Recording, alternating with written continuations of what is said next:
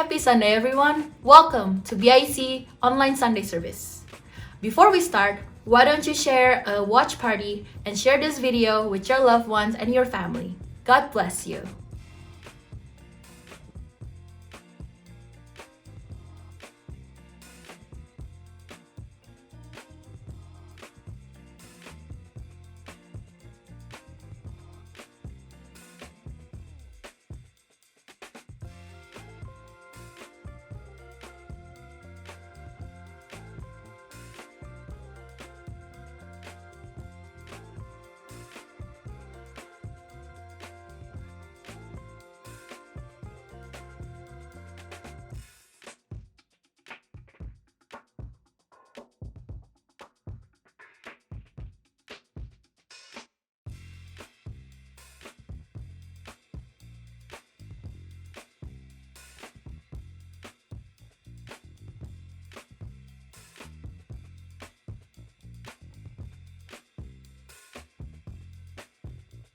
Pentakosta ketiga. Apa yang dimaksud dengan Pentakosta ketiga? 1. Pentakosta ketiga adalah pencurahan Roh Kudus yang dahsyat di zaman ini melebihi yang terjadi di Azusa Street. Kedua, Pentakosta ketiga akan mengakibatkan penuaian jiwa yang terbesar dan yang terakhir sebelum Tuhan Yesus datang kembali. Ketiga, Pentakosta ketiga akan membangkitkan generasi Yeremia, yaitu anak-anak muda yang dipenuhi Roh Kudus, cinta mati-matian kepada Tuhan Yesus, tidak kompromi terhadap dosa, dan akan bergerak untuk memenangkan jiwa. Keempat, Pentakosta ketiga lahir di Indonesia dan bergerak ke bangsa-bangsa. Gerakan ini dari timur ke barat dan akan kembali ke Yerusalem. 5. Pentakosta ketiga akan memberikan kuasa untuk menyelesaikan amanat agung, dan setelah itu Tuhan Yesus datang kembali.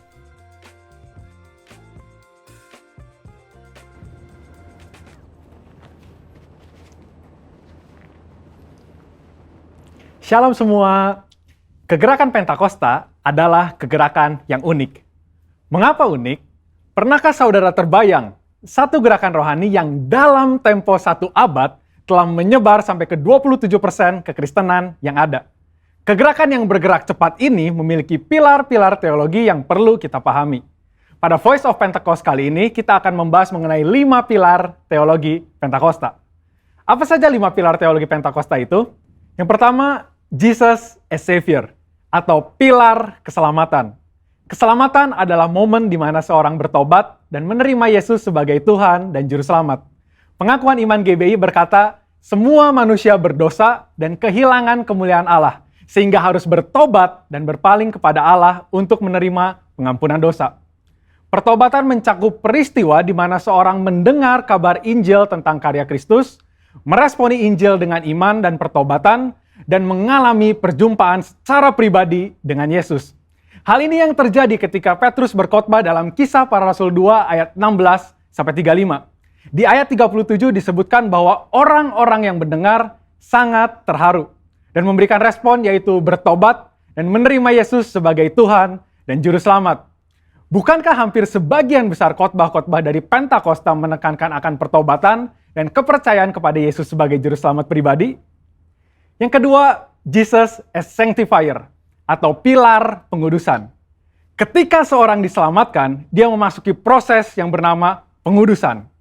Pengakuan iman GBI berkata penyucian hidup adalah buah kelahiran baru karena percaya dalam darah Yesus, dikerjakan oleh kuasa firman Allah dan Roh Kudus. Karena itu kesucian itu azas dan prinsip hidup umat Kristen. Insan Pentakosta percaya bahwa anugerah keselamatan harus diresponi dengan benar dalam takut akan Allah. Filipi 2 ayat 12-13 berkata, kerjakan keselamatanmu dengan takut dan gentar. Karena Allah lah yang mengerjakan di dalam kamu, baik kemauan maupun pekerjaan menurut kerelaannya. Di sini terlihat tanggung jawab orang percaya untuk mengerjakan keselamatannya. atau menguduskan kehidupannya dalam takut akan Allah. Proses pengudusan ini akan kita jalani selama kita hidup dengan tujuan agar kita menjadi segambar dan serupa dengan Kristus. Pengudusan pun berbicara kita meninggalkan kehidupan lama kita ataupun kebiasaan lama kita yang tergolong dosa dan menjadi pribadi yang baru di dalam Kristus. Tidak lagi hidup di dalam dosa. Yang ketiga, Jesus as Spirit Baptizer atau pilar baptisan Roh Kudus. Ini adalah bagian penting dan merupakan pilar sentral yang mengikat keseluruhan 5 pilar yang ada. Baptisan Roh Kudus yang dimaksud adalah baptisan yang dialami setelah seorang lahir baru, sebuah pengalaman yang juga bisa disebut sebagai kepenuhan roh, pencurahan roh, dan menerima Roh Kudus. Tanda awal seorang dibaptis oleh Roh Kudus adalah dia berkata-kata dalam bahasa roh sebagaimana yang diilhamkan oleh Roh Kudus. Baptisan Roh Kudus akan menghasilkan dampak secara internal maupun eksternal. Secara internal, yaitu kehidupan penyembahan yang lebih intim dengan Bapa. Karena menurut 1 Korintus 14 ayat 2, disebutkan bahwa orang yang menyembah dalam roh adalah mereka yang berkata-kata secara rahasia kepada Bapa. Pada ayat 4 pun dijelaskan bahwa saat kita berbahasa roh, kita sedang membangun diri kita. Secara eksternal, baptisan roh memberikan kuasa untuk menyelesaikan amanat agung. Seperti yang tercatat di dalam Kisah Para Rasul 1 ayat 8, dapat kita lihat di Alkitab bahwa pelayanan para murid berubah begitu mereka menerima baptisan Roh Kudus. Mereka menyembuhkan orang sakit, membangkitkan orang mati, mengusir setan, dan lain sebagainya. Yang keempat, Jesus as Healer atau pilar kesembuhan ilahi. Di dalam pengakuan iman GBI, kita mempercayai bahwa kesembuhan ilahi tersedia dalam korban penebusan Yesus untuk semua orang percaya. Bagian ini sangat penting karena kita mempercayai bahwa tanda dan mujizat masih berlaku di zaman ini. Orang yang telah dipenuhi Roh Kudus akan melakukan pelayanan dengan tanda-tanda seperti yang Yesus katakan dalam Markus 16 ayat 18-19. Mereka akan meletakkan tangannya ke atas orang sakit dan orang itu akan sembuh. Dari mana kuasa untuk menyembuhkan itu datang? Dari kepenuhan Roh Kudus yang dijanjikan oleh Bapa kepada setiap orang percaya. Kita percaya bahwa kematian Kristus telah menebus segala dosa-dosa kita, termasuk menanggung segala sakit penyakit kita. Yesaya 53 ayat 4a jelas berkata bahwa tetapi sesungguhnya penyakit kitalah yang ditanggungnya. Yang kelima, Jesus as soon coming King atau pilar kedatangan Yesus yang kedua dengan segera. Pilar terakhir ini dipandang sebagai motivasi dan semangat untuk menyelesaikan amanat agung, memberitakan Injil dengan kuasa Roh Kudus, serta hidup dalam kekudusan. Kita percaya bahwa Yesus akan datang kali yang kedua untuk menjemput kita dengan segera. Pengakuan iman GBI berkata, Tuhan Yesus Kristus akan turun dari sorga untuk membangkitkan semua umatnya yang telah mati dan mengangkat semua umatnya yang masih hidup, lalu bersama-sama bertemu dengan dia di udara. Kemudian ia akan datang kembali dan bersama orang kudusnya untuk mendirikan kerajaan 1000 tahun di bumi ini. Kita percaya kedatangan Yesus untuk yang kedua kalinya untuk menjemput mempelainya yang masih hidup, atau biasa disebut rapture ini, akan terjadi secara tiba-tiba dan tanpa seorang pun tahu kapan waktunya. Ketidaktahuan kapan Yesus akan datang inilah yang akan mendorong setiap kita untuk dapat mempersiapkan diri sebaik-baiknya dan tetap hidup dalam integritas.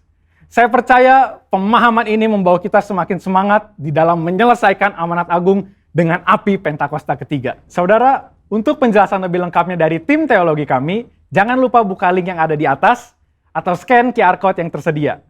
Salam integritas, Tuhan Yesus memberkati. Shalom church, shalom family, happy Sunday. Happy Sunday. Greetings from the Ark Encounter, Noah's Ark in Kentucky. Kami mau menyambut semua hari ini untuk beribadah bersama-sama. Thank you for joining in. Selamat beribadah. Let's prepare our heart to praise and worship Him again today. Amen. Yes. Selamat menikmati kebaikan Tuhan, berkat Tuhan. Nama Tuhan Yesus kami sambut semua. God bless you. Haleluya. Haleluya. Amen. Shalom saudara-saudari yang diberkati dan dikasihi oleh Tuhan Yesus. Senang sekali bisa bersama-sama kembali di dalam ibadah minggu di mana kita sudah menerima selama 1 minggu saudara kebaikan Tuhan kita. Mari sekarang seperti Daud yang masuk melalui pintu gerbangnya dengan nyanyian syukur ke dalam pelatarannya dengan puji-pujian. Bersyukurlah kepadanya dan pujilah dia sebab dia baik. Haleluya. Mari saudara di rumah saudara kita bersama-sama menaikkan pujian menyembah dia. Haleluya. Open the eyes of my heart, Lord. Open the eyes of my heart. I want to see you. I want to see you. Open the eyes. Open the eyes of my heart, Lord. Open the eyes of my heart. I want to see you. I want to see you high, to see you high and lifted up.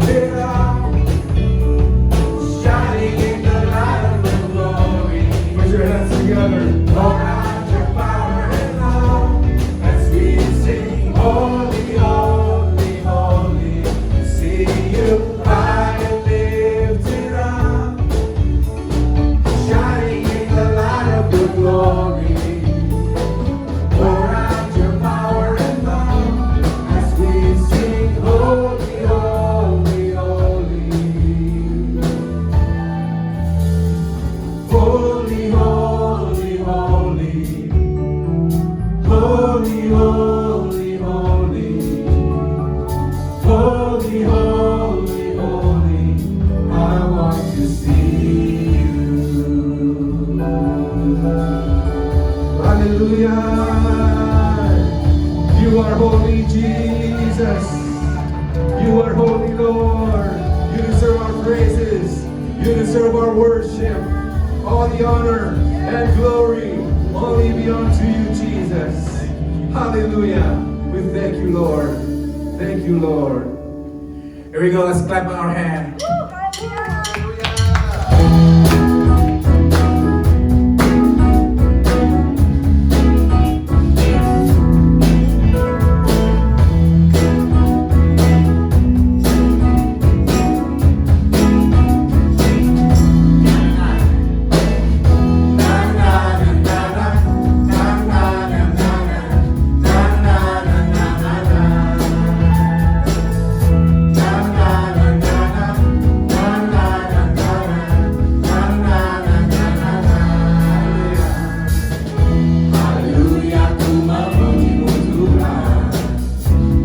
Kasih-Mu tak berkesudahan. Dia yang bernafas memuji Sang Raja di atas gunung dan di dalam samudra. Tanganku angkat padamu, mensyukuri rahmat yang Kau beri. Kakiku melompat bagimu, sebab rahmat-Mu baru setiap hari.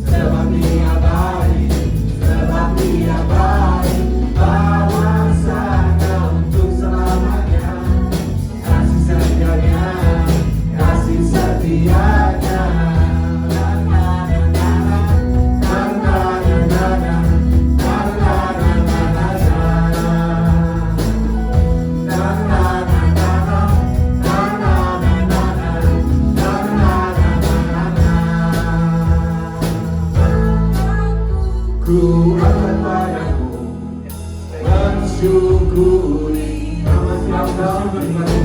Kakiku melompat bagimu, sebab rahmat-Mu baru setiap hari. Bersyukurlah kepada Tuhan, sebab Dia baik, sebab Dia baik. Bahwasanya untuk selamanya, kasih setianya, kasih setianya. Bersyukurlah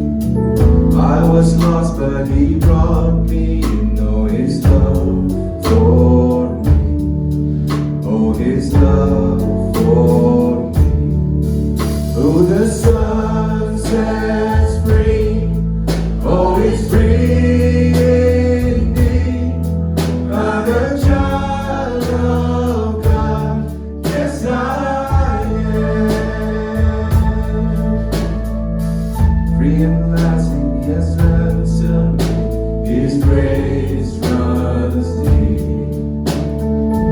While I was a slave to sin, Jesus died for me. Yes, He died for me. Who the Son sets free, always free indeed. I'm a child of God. Yes, I am.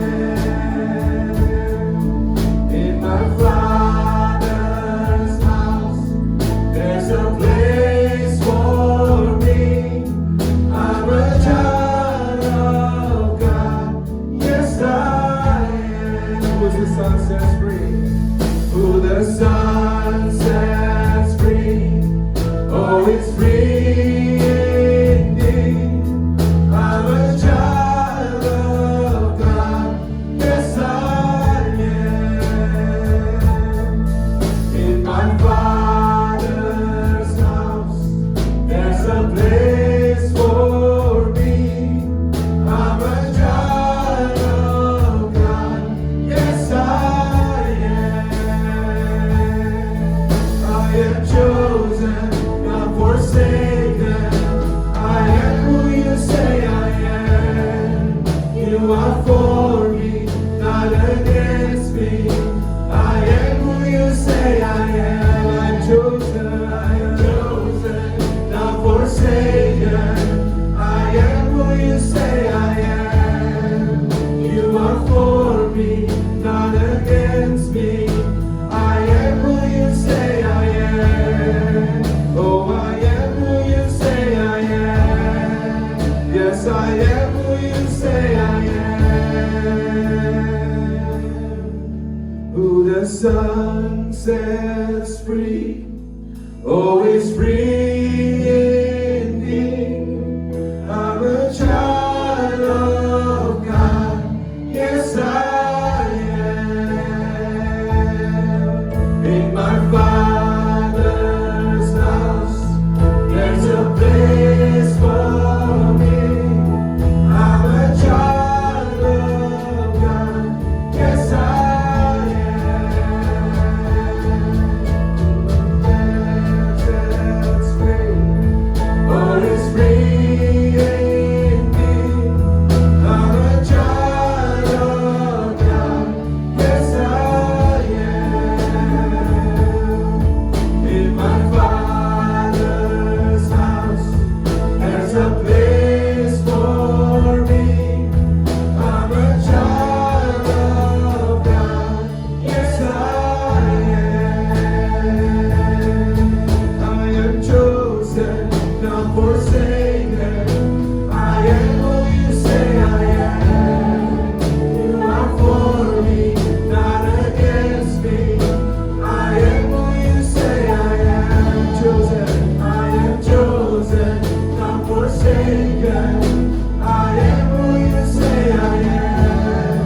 You are for me, not against me. I am who you say I am. I am. Oh, I am who you say I am. Yes, I am. Yes, I am who you say I am.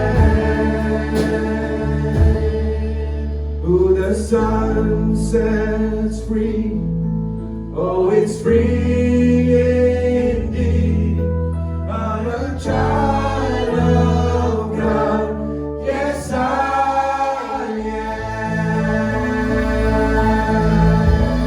am. Yes, Lord, we thank you, Lord, for giving us that sonship and daughtership, Lord Jesus. And we are your precious sons and daughters, Lord Jesus. Hallelujah. In Jesus' name. Hallelujah. Amen. Amen. Segala pujian dan syukur bagimu, Allah yang mulia, kuduslah namamu. Kaulah yang awal dan akhir dari segalanya. Yesus, kaulah pujian bagi, sekali lagi katakan, segala pujian dan syukur bagi bagimu. Allah yang mulia, kuduslah namamu. Kaulah yang awal dan akhir dari segalanya. Yesus, kaulah pujian bagimu.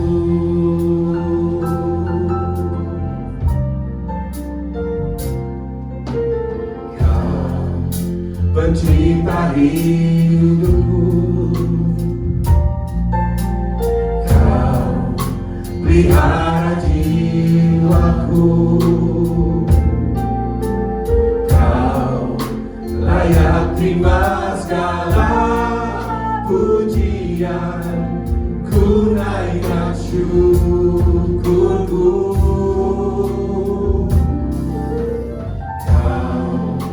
Pemilik hidupku, oh Yesus, dalam kasih sayang Yesusku, Kau layak terima segala pujian, ku naikkan sembahku, segala pujian dan syukur bagi Engkau layak Tuhan. Allah yang mulia, kuduslah namamu. Kaulah yang awal dan akhir dari segalanya. Yesus, Kaulah pujian bagiku. Kau pemilik hidup kami Tuhan. Pemilik hidupku, kami aman bersamamu Yesus. Dalam kasih sayang, terima kasih Yesus. Kau layak terima segala pujian, ku naikkan sembahku, segala pujian dan syukur bagimu.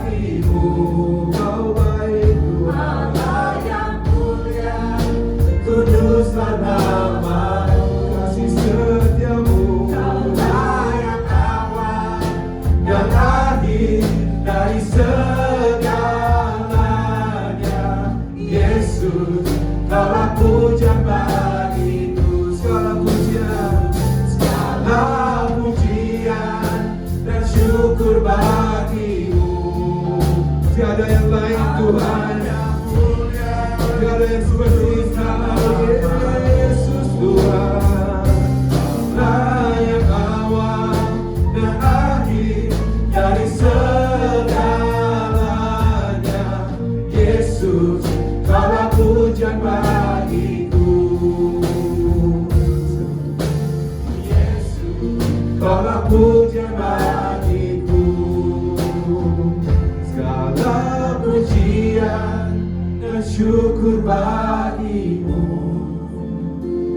Allah yang mulia, kuduslah namamu. Kaulah yang awal dan akhir dari segalanya.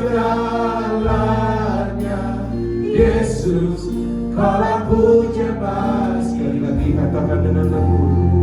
Segala pujian dan syukur bagimu. Amin, amin. Oh yang layak terima segala pujian, segala hormat, segala kemuliaan Tuhan. Yang awal dan akhir dari segalanya. Yesus, Kaulah pujian bagiku. Segala pujian, syukur bagimu. Allah yang mulia, kuduslah namamu. Kaulah yang awal dan akhir dari segalanya. Yesus, Kaulah pujian bagiku.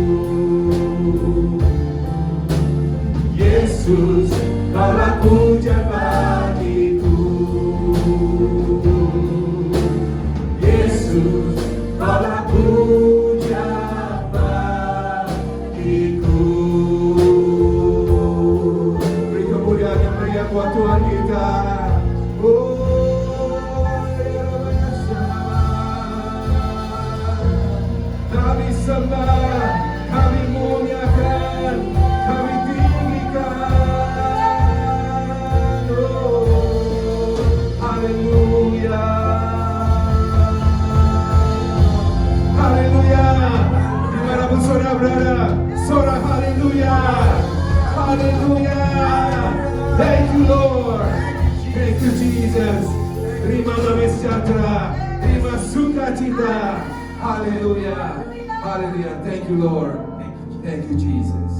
Shalom, puji Tuhan, senang sekali saya bisa membagikan daripada firman Tuhan yang hari ini berjudul Mengapa Harus Dewasa Rohani. Terima kasih untuk Pastor Salmon Nanlohi. Saya bisa sharing di BIC Denver. Biarlah ini menjadi berkat buat pengerja, seluruh jemaat, dan teman-teman yang lainnya. Galatia 4:1-3 ini alasannya. Kenapa kita harus dewasa? Dewasa secara rohani, saudaraku. Ya, kita akan lihat di sini ayatnya Galatia 4:1. Yang dimaksud ialah selama seorang ahli waris belum akil balik, sedikit pun ia tidak berbeda dengan seorang hamba. Sungguh pun ia adalah tuan dari segala sesuatu. Tetapi ia berada di bawah perwalian, pengawasan, sampai pada saat yang telah ditentukan oleh Bapaknya. Demikian pula kita, selama kita belum akil balik, kita takluk juga kepada roh-roh dunia. Jadi saudara, Tuhan menghendaki kita untuk bertumbuh dewasa rohaninya, supaya kita berhak atas apa? Janji Tuhan, warisannya, ya kan? Bahwa kita ini sebagai anak. Dia menjelaskan tentang apa namanya? Warisan. Ya kan? Kalau orang tuh masih seorang ahli waris yang belum akil balik, yang belum dewasa, dia tuh sama statusnya dengan apa? Hamba, budak. Saudaraku, itu secara jasmani zaman dulu. Saudara, dia harus diawasi. Saudara, harus dituntun sampai dewasa dulu. Nanti bapaknya tentukan, nah kamu sudah dewasa.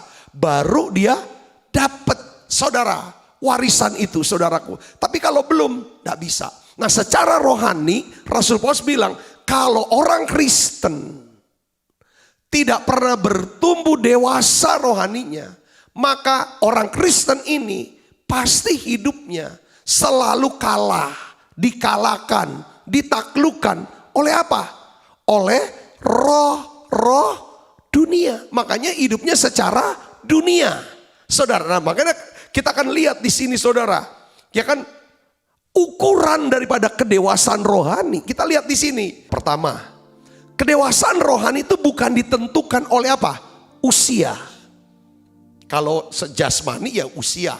Kadang-kadang usia 18 menurut hukum ya sudah dianggap dewasa. 21 dianggap sudah dewasa.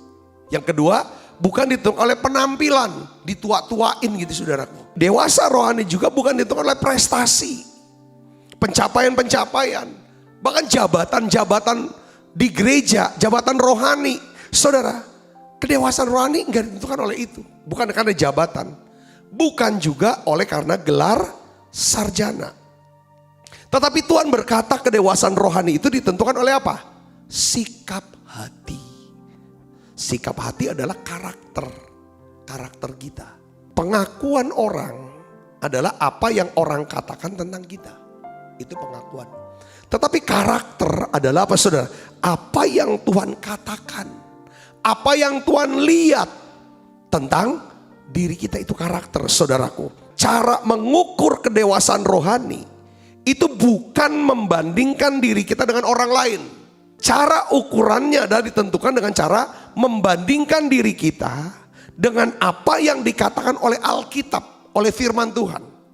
Nah, saya akan bagikan kepada saudara kitab Yakobus menunjukkan ada 5 tanda kedewasaan rohani. Nah, kitab Yakobus ini saudara sebenarnya kitab apa ya? Surat apa? Hikmat. Kalau perjanjian lama itu Amsal, nah perjanjian baru ini Yakobus. Saudaraku, ini kitab nih bagus banget. Saudara, untuk membangun yang namanya karakter ilahi, karakter Kristus. Ya tahun ini adalah tahun integritas. Nah kita baca Coba saudara dalamin. Ini luar biasa kitab Yakobus ini.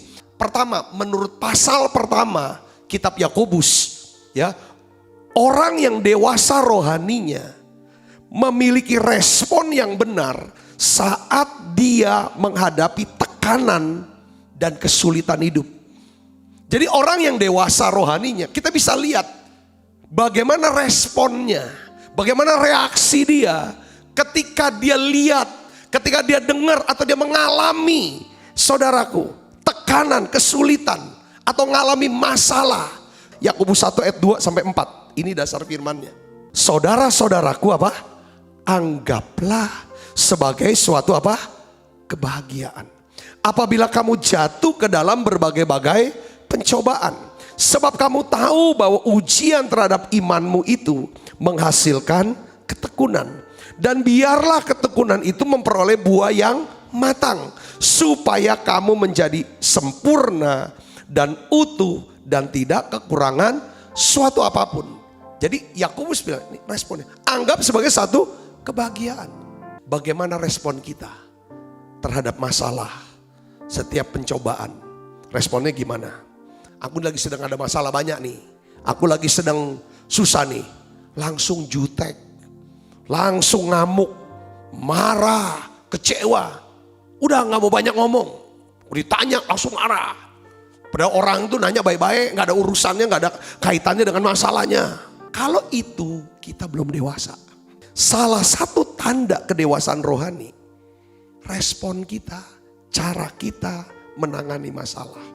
Kalau kita bereaksi secara salah, keliru, itu akan membuka akses bagi iblis untuk destroy, bukan develop, akan menghancurkan, merusak daripada hidup saudara.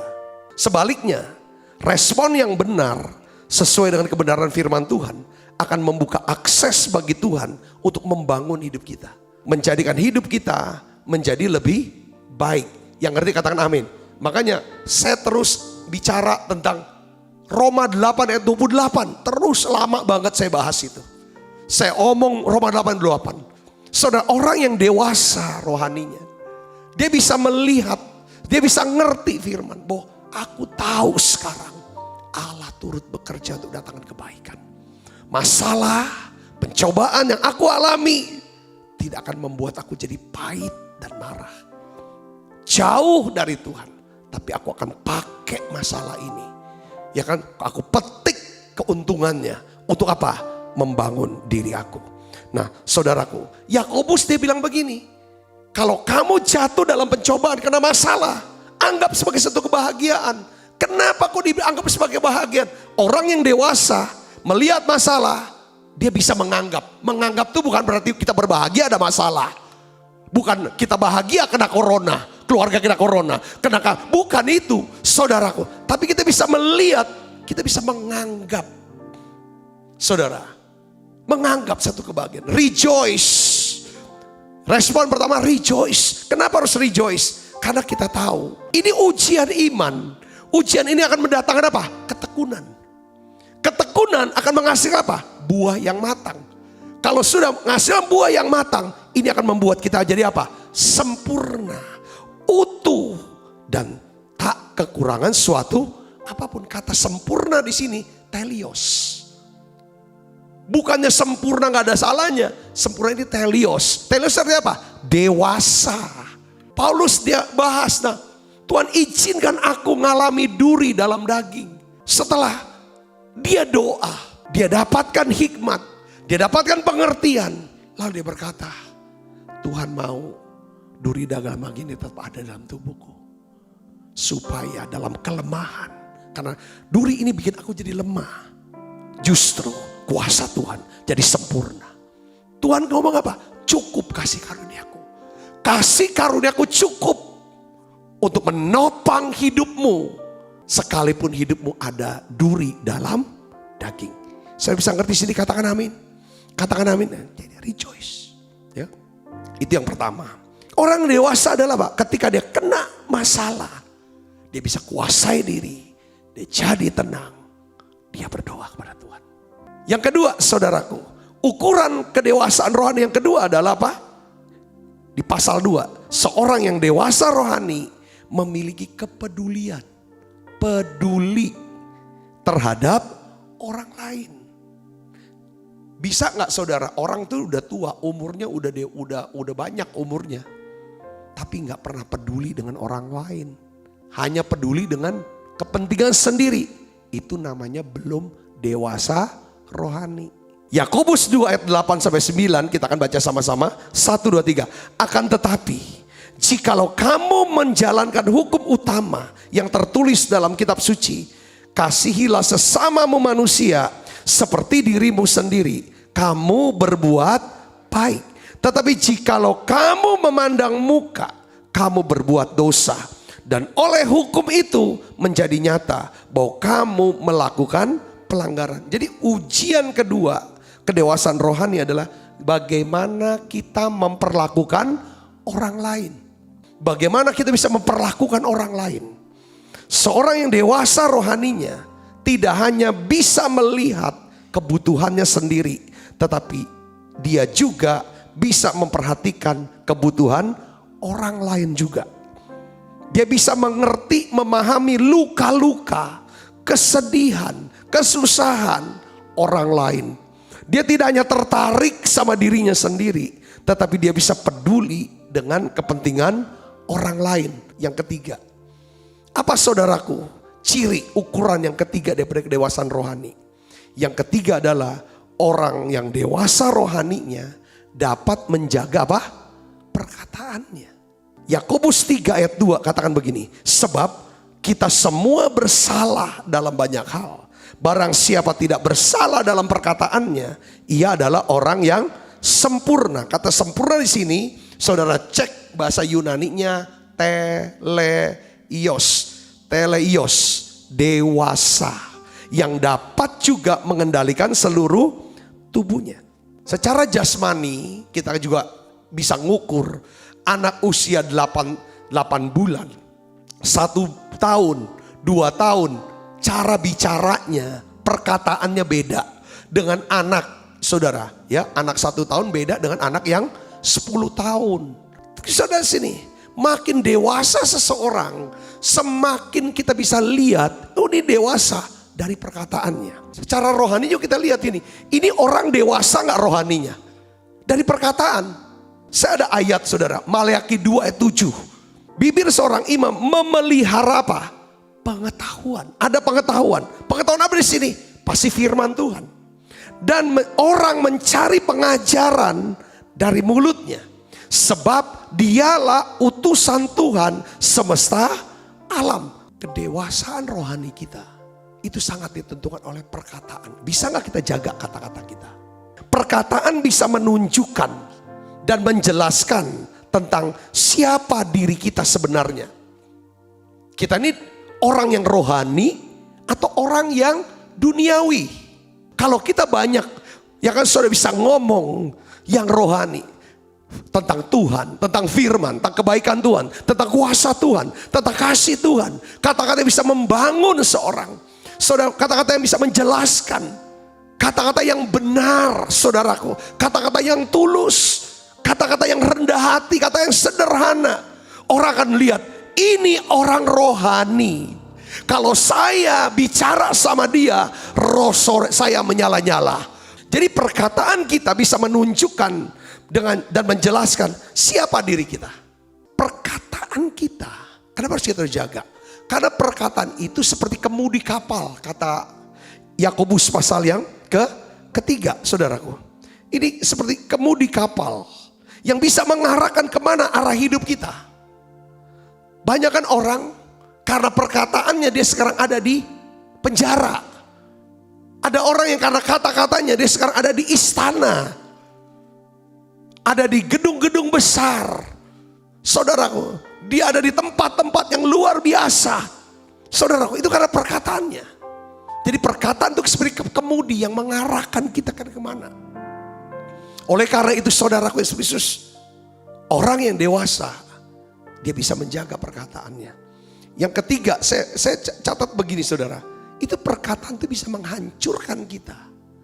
Atau bisa membangun kita. Ya, Orang yang dewasa rohaninya bisa menjaga perkataannya. Ya, perkataannya bisa memberikan semangat baru kepada yang letih lesu. Perkataannya bisa menginspirasi dan tidak ada kecurangan dalam bibirnya. Itu orang yang dewasa rohaninya, saudaraku. Yang keempat, kita akan lihat di sini, saudara, ukuran yang keempat itu apa? Seorang yang dewasa rohaninya adalah seorang yang bisa menghindari apa? Sengketa dan pertengkaran. Yakobus 4 ayat 1 katakan begini, dari manakah datangnya sengketa dan pertengkaran di antara kamu? Bukankah datangnya dari hawa nafsumu yang saling berjuang di dalam tubuhmu? Jadi ujian keempat kedewasaan rohani adalah bagaimana kita menghindari sengketa dan pertengkaran. Semakin kita bertumbuh dewasa secara rohani, maka kita akan semakin mahir menghindari sengketa dan pertengkaran. Yakobus ini bilang begini, saudara, penyebab utama sengketa dan pertengkaran adalah apa? Sikap mementingkan diri sendiri yang ditunjukkan untuk memuaskan hawa nafsunya. Apa penyebabnya kata Yakobus yang kedua? Karena adanya sikap saling apa? Menghakimi dan memfitnah. Ketika dalam rumah, ketika dalam gereja, dalam satu komunitas ada orang-orang yang hanya mementingkan diri sendiri untuk memuaskan hawa nafsunya, suka menghakimi, suka memfitnah satu dan lain. Disitulah akan muncul yang namanya apa? Pertengkaran, sengketa, ujungnya apa? Perpecahan. Saudara, kerusuhan. Rasul Paulus, dia jelaskan, dia tegur, dia nasihati jemaat di Korintus. Kenapa? 1 Korintus 3 ayat 3 katakan, ada iri hati di tengah-tengah kamu, ada perselisihan di antara kamu, karena kamu masih manusia duniawi. Sebab jika di antara kamu ada iri hati dan perselisihan, bukankah hal itu menunjukkan bahwa kamu manusia duniawi dan bahwa kamu hidup secara manusia. Manusia duniawi itu adalah manusia yang masih takluk dengan roh-roh duniawi. Itu manusia duniawi, saudaraku. Yang di dalam Galatia 4 tadi kita bahas, ini belum akil balik, belum dewasa. Jadi kalau orang Kristen yang senangnya sengketa, senangnya bertengkar, senangnya ribut aja, marah aja, ini orang Kristen ini masih belum akil balik. Dia bisa punya jabatan tinggi di gereja, dia bisa tua, memang udah tua orangnya, punya umur, punya jabatan segala macam. Tapi kalau orang ini suka bertengkar, ribut, sama semua gak ada yang setuju. Apapun orang lihat, orang pasti dihakimi, pasti dikritik. Paulus dia beri nasihat kepada Timotius. Dia bilang begini, seorang hamba Tuhan tidak boleh bertengkar. Karena seorang hamba Tuhan pasti atau seharusnya adalah orang yang sudah dewasa rohaninya. Saudara bisa ngerti sini, katakan amin saudaraku. Tetapi dia harus ramah terhadap semua orang. Dia harus cakap mengajar, sabar, dan dengan lemah lembut dapat menuntun orang yang suka melawan. Sebab mungkin Tuhan memberi kesempatan kepada mereka untuk bertobat dan memimpin mereka sehingga mereka mengenal kebenaran. Saya tuh dapetin pelajaran gini saudara, kalau kita mau damai sama orang, saudara harus buat orang itu lebih untung. Dia dapat untung jauh lebih banyak. Kita rela rugi gak apa-apa, asal damai. Biasa orang dewasa dia rela rugi asal dapat perdamaian. Dia bisa hindari pertengkaran dan sengketa. Dengan cara apa? Udah kasih dia menang. Kalau dia mau bilang dia yang benar, ya udah kasih dia yang benar. Kalau dia mau ngerasa bahwa kita yang salah, kita minta maaf. Beri lebih banyak daripada yang dia minta, itu pasti damai. Kalau ada tuntutan, beri. Ketimbang kita panjangin ini saudaraku, masalah, lalu hidup dalam pertengkaran. Tuhan lihat, kamu tidak dewasa. Kalau kita dewasa, orang yang tidak dewasa belum akil balik, dia takluk kepada roh-roh dunia. Dia takluk oleh roh dunia artinya apa saudaraku? Kita dah hidup dalam kemenangan. Ukuran yang kelima adalah seorang yang dewasa adalah seorang yang suka berdoa. Itu pasal 5. Jadi pasal 1 bicara respon. Nanti saudara baca pasal 1. Pasal 2 bicara tentang bagaimana kita kepedulian, imparsial, nggak memihak satu dengan yang lain, tapi bisa mengasihi satu dengan yang lain. Nggak pandang muka, nggak pandang dia kaya, dia miskin. Siapapun yang membutuhkan pertolongan kita, itu dilayani, ditolong. Bukan, pelayanan saya hanya untuk orang-orang kaya, hanya orang-orang yang elit. Kalau yang miskin enggak deh, aku sorry dah. Nggak bisa gitu, itu yang dua. Kalau kita dewasa, kita pilih, imparsial. Yang ketiga, kita bicara kata-kata, jaga perkataan. Yang keempat, kita bisa menghindari sengketa dan pertengkaran. Yang kelima, kita jadi orang yang suka berdoa. Yakobus 5 ayat 17-18 kita akan baca sama-sama, saudara. Elia adalah manusia biasa, sama seperti kita. Manusia biasa, sama seperti kita. Saudara dan saya manusia biasa, sama seperti Elia. Jadi sekarang kita lihat, apa yang menyebabkan doa Elia itu dahsyat? Karena Elia bertumbuh dewasa. Kita lihat sini. Dan ia telah sungguh-sungguh berdoa supaya hujan jangan turun. Dan hujan pun tidak turun di bumi selama 3 tahun dan 6 bulan. Lalu ia berdoa pula, dan langit menurunkan hujan, dan bumi pun mengeluarkan buahnya. Doa adalah bukti bahwa kita menghormati Tuhan. Hanya orang yang dewasa yang bisa menghormati Tuhan. Doa adalah bukti bahwa kita mempercayai Tuhan. Doa adalah bukti kerendahan hati kita. Doa adalah bukti bahwa kita ingin ada perubahan, baik sifat kita maupun keadaan kita. Doa adalah bukti bahwa kita ingin memiliki masa depan yang baik, yang indah. Katakan amin. Nah, saya mau kasih tahu saudaraku yang kasih Kristus. Elia ini adalah manusia biasa sama seperti kita. Tetapi Elia seorang yang suka berdoa. Kalau saudara menjadi orang yang suka berdoa, kalau saya menjadi orang yang suka berdoa, pasti saudaraku, kita akan bertumbuh. Kita akan menjadi seorang yang dewasa rohaninya. Kalau kita dewasa rohaninya, kita punya hak atas apa? Janji-janji Tuhan. Waktu Elia berdoa, Alkitab katakan apa? Langit menurunkan hujan, dan bumi pun mengeluarkan apa? Buahnya. Saya rindu. Apakah saudara rindu juga? Saat saudara berdoa, langit menurunkan hujannya. Bicara langit, bicara apa? Surga. Lalu apa yang terjadi? Ketika langit, surga menurunkan hujan. Hujan itu apa? Ini bicara urapan. Ini bicara hadirat Allah. Ini bicara tentang berkat Allah. Yang mengerti, katakan amin saudaraku. Kalau ada hujan, tidak ada kekeringan. Kalau ada hujan, pasti ada kesegaran. Di mana ada hujan, pasti tanah menjadi subur. Saudara, doa akan membuat hidup saudara jadi subur. Tanah hati saudara jadi subur. Katakan amin saudara. Orang yang dewasa, orang suka doa. Lihat sini saudara. Bukan cuma hujan turun, lalu apa saudara? Bumi pun mengeluarkan buahnya. Sehingga apapun yang kita kerjakan, saudaraku, Tuhan akan buat berhasil. Kalau kita jadi orang yang dewasa, kita jadi orang yang suka berdoa. Katakan amin saudara. Respon kita pasti doa.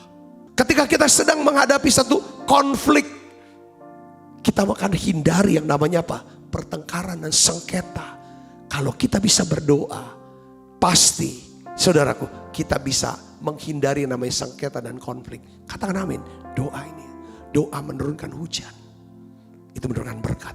Sehingga apapun yang kita kerjakan, Tuhan buat berhasil. Bumi akan mengeluarkan buahnya.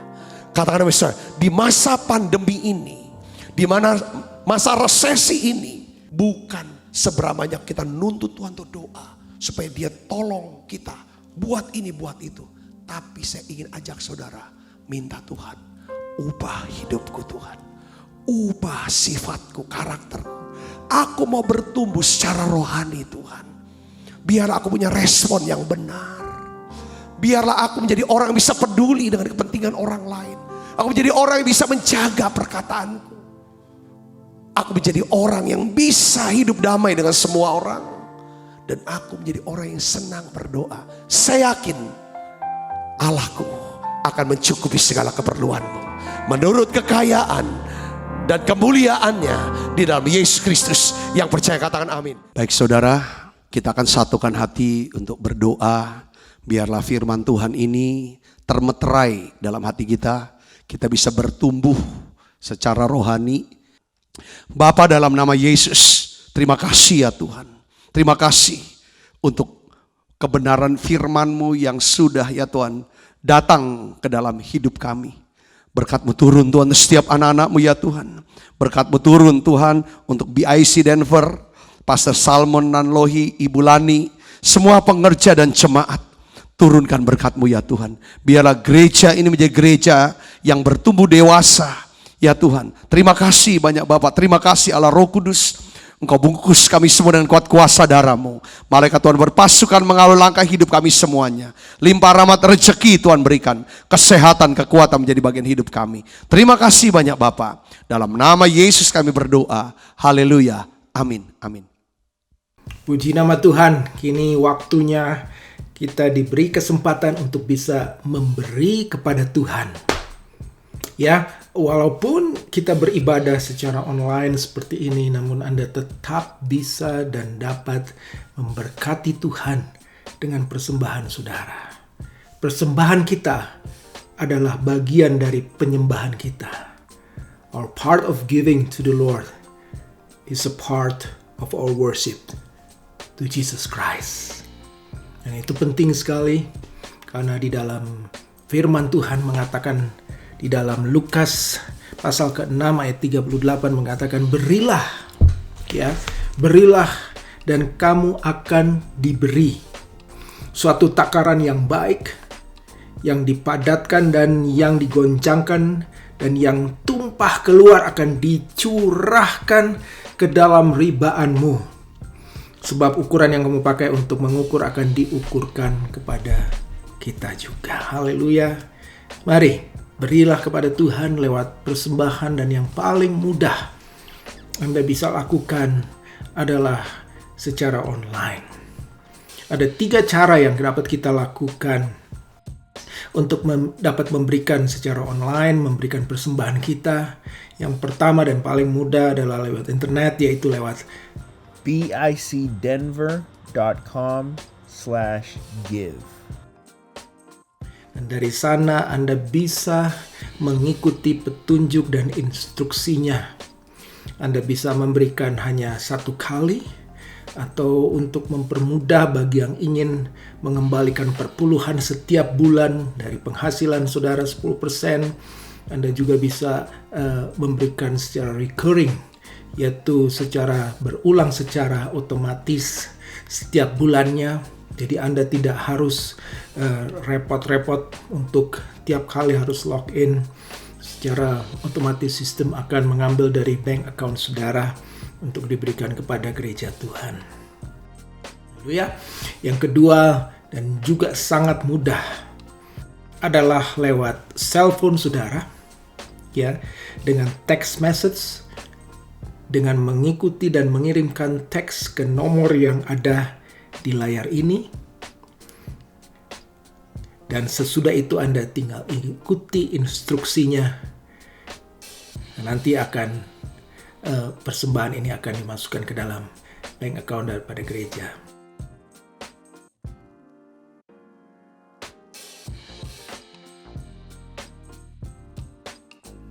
Yang ketiga dan yang secara konvensional, Anda bisa mengirimkan cek dengan certain amount dialamat kepada BIC Denver dengan alamat address yang tertera di bawah ini.